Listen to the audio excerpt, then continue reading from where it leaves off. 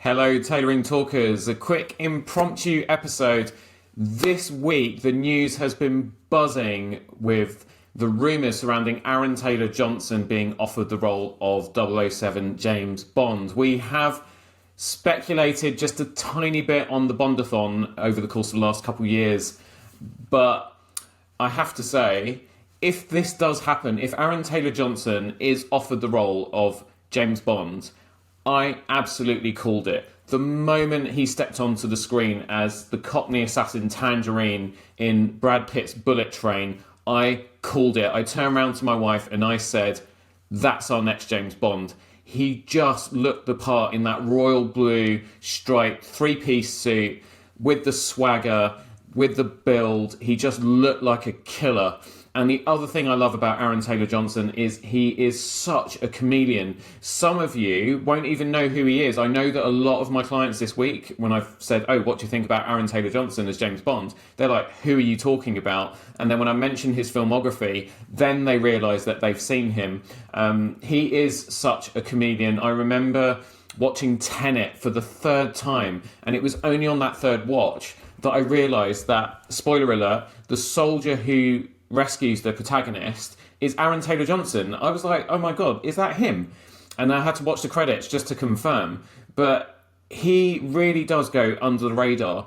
I think the first film, he'd done a lot of films when he was younger, as a teenager, and Angus Thongs and Perfect Snogging? Angus Thongs and Perfect Snogging was like the first sort of mainstream film that I think people might remember, even if they don't remember him. And then the following year, so that was 2008, and then in 2009 he starred in Kick-Ass, which was Matthew Vaughan's absolutely brilliant take on the comic book about a awkward teenager who basically becomes a vigilante because he's tired of being pushed around and so on. I actually haven't seen that film for a little while, but I was a massive fan of it, and I'm definitely going to revisit it this weekend. And after that, you know, he's done some brilliant work. He was absolutely killer in Nocturnal Animals. I mentioned Tenet just now.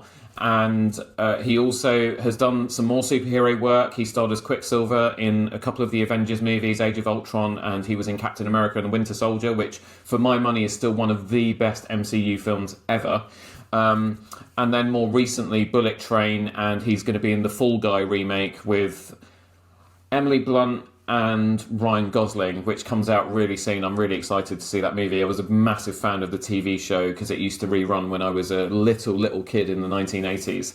But yeah, back to Aaron Taylor-Johnson as James Bond. So the rumours are that he has been offered the contract and he has screen tested. Now, I did hear from a pretty reliable source that he had screen tested, so I can pretty much be confident in that piece of news. But as to whether he's actually been offered a contract or not remains to be seen, because there's still nothing formally announced, and we know that Eon like to hold their cards quite close to their chest. But I've got a really, really good feeling about this one. I think Aaron Taylor-Johnson is going to be our next 007, and at the age of 34, that makes it really, really exciting. He's about the same age as Sean Connery was when Sean took on the role in Dr. No back in 1962.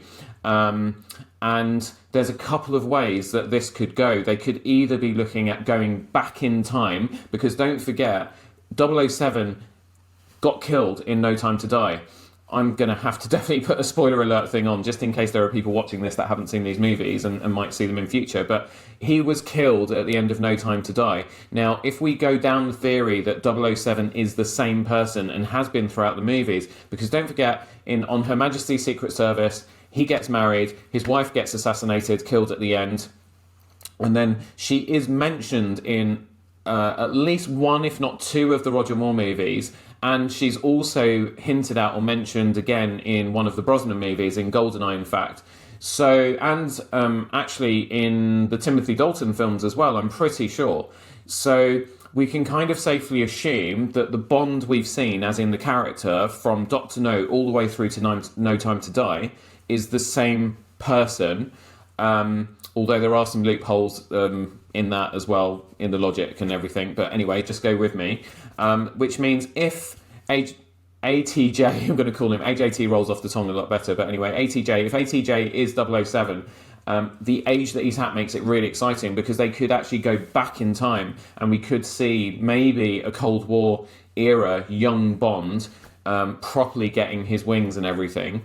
Or they could go down the route that 007 is a moniker that is given to any secret agent, and given that the previous 007 is now deceased, we could be seeing modern day set Bond, new agent stepping up into the role, because they did hint at that in No Time to Die when Bond was out of action and 007 was Letitia, I can't remember her name, but anyway, you know what I mean. So we could get a modern day set Bond, new agent, given the 007 handle, and then we get a whole new set of adventures. But anyway, I think Aaron Taylor-Johnson will nail it. I think as long as he's supported by a great script, he could, in years to come, be seen as one of the better Bonds as well. Not that any of the 5 or 6 actors that have played Bond so far have been bad. Sean Connery was absolutely brilliant. Now that we've done the Bondathon and I've seen the Connery films for the first time ever, because Roger Moore was kind of more sort of the Bond I was aware of when I was a little child, and then Brosnan was my actual Bond, as in the one whose movies that I went to see at the cinema and so on. But Sean Connery, absolutely brilliant, and I can see why so many people are of that really strongly held opinion that Sean is the best Bond and that there will never be anyone better. He was fantastic. Roger Moore brought some levity to the role. He had his moments as well. He wasn't completely comical, because he did have his moments, and he brought a much lighter side to the character overall. Then we had Dalton, who took it from the Roger Moore era and just sort of grabbed the role by the scruff of the neck, and sort of went back to the source material, because Dalton, Shakespearean actor and all of that, he didn't want to do Bond unless he was able to put what he thought the character should be into it. And then from the Dalton era, I forgot Lazenby. Everyone does that as well. Like poor George Lazenby had his one shot with On Her Majesty's Secret Service, and we've talked on the Bondathon about all the problems with George Lazenby, and the fact that he could have carried on, but I think there was a bit of arrogance on his part. But his one stint as Bond, I think, for someone who had no acting experience whatsoever, he did a really, really good job. Then we went from Dalton to Brosnan, and again, Brosnan was just the combination of the best bits of Sean Connery, that sort of rough edge, the levity of Roger Moore, and the intensity of Timothy Dalton. He combined all three of those aspects, and certainly his first 2 Bond adventures were absolutely fantastic films. The World Is Not Enough was okay, it was pretty good, and then Die Another Day. We're about to do that one for the Bondathon. I'm hoping that my opinion of it will be better than it has been. It's not a film that I've ever revisited because I just didn't like it. And then we had Daniel Craig, who some people call emo Bond, but he was a Bond for the modern day, and the brief from the producers was that they wanted Daniel Craig's Bond to be what Christian Bale was to The Dark Knight, to Batman, with what Christopher Nolan did with those first 3 movies. So yeah, I think Aaron Taylor-Johnson will obviously bring his own thing to the role, and I can't wait to see what he does, because I just love him as an actor. He's just so cool. And speaking of Christopher Nolan, the other rumour going is that Christopher Nolan is going to be offered a 3-picture deal to direct the next 3. And I'll be honest, I love Christopher Nolan as a director. He is getting a bit irritating with that whole not re-recording the dialogue of his actors, and leaving the kind of natural sound, because I swear to God, that last movie, Oppenheimer, I couldn't understand a word anyone was saying in that. And if he's going to do Bond, that would be exciting if I kind of got a guarantee that he wasn't going to do any of that nonsense, with the audio and the dialogue and stuff. So, really my instinct is I don't want Christopher Nolan anywhere near it. The same as I wouldn't want Denis Villeneuve, as big a fan as I am of his work. I think he's better with sci-fi and fantasy and stuff. I wouldn't really want him anywhere near. Although Denis Villeneuve did Sicario. Sicario was brilliant. But anyway, there we go. So Aaron Taylor-Johnson, we may be close to having our new 007, which is very, very exciting news. The world of Bond is very interlinked with both, myself growing up, a massive fan of the books and of the films, and obviously GoldenEye the game on the N64, one of the greatest games of all time. It influences a lot of what I do as a bespoke tailor and designer.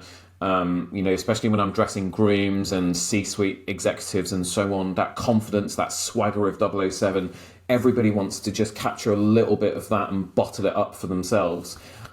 So, it's important. And also, fond memories of working on the promotion stuff, campaigns and everything for Skyfall. We created that amazing coat.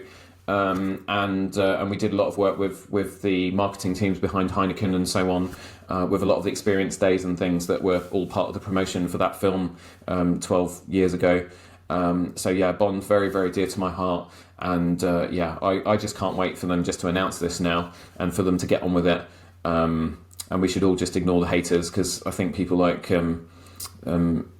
Eamon Holmes and people like that, TV presenters and stuff, have already been sort of slagging him off, saying you'll need to get a haircut and so on. I mean, come on, when Daniel Craig was announced as Bond, he practically had shoulder length hair.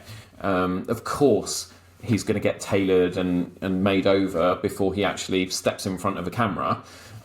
So I really hope he doesn't get any hate. I hope that he doesn't get anyone piling on him if he is announced. And I hope that everyone gives him a chance to show us what he can do, because I think it's really, really exciting. So there we go. We're going to keep an eye on what happens in the news over the coming days, once it is made official. Or if it's not, and I've got it completely wrong and everybody else has got it completely wrong, and Eon throw us a curveball. Whatever happens, we will be covering it on the Roberto Revilla London blog, on the YouTube channel at Roberto Revilla London, and obviously we will be talking about it throughout the Bondathon. And I'm going to get together with John and Alex just to maybe do some bonus episodes and talk about what's going on in the real world with what's going to happen in the future of the 007 franchise. Thanks very much for watching. If you enjoyed this, if you're listening to the audio, please hit subscribe, give the podcast a rating and a review, because the algorithms have changed and now Apple and Spotify, etc., are pushing the podcast who get the freshest review. So I really, really appreciate that. And if you're watching this on the YouTube channel, thank you so much for your time. Thanks for lending me your eyes and ears. And again, hit that subscribe button if you haven't already, and give the video a like. And also let me know in the comments who your favourite Bond is, and if you're excited to see Aaron Taylor-Johnson in the role, or if you're sceptical, and why. There's no right or wrong. Everybody's entitled to their own opinion. I think it's a really, really interesting conversation, and I can't wait to sort of have this dialogue with as many of you as I can. Take care.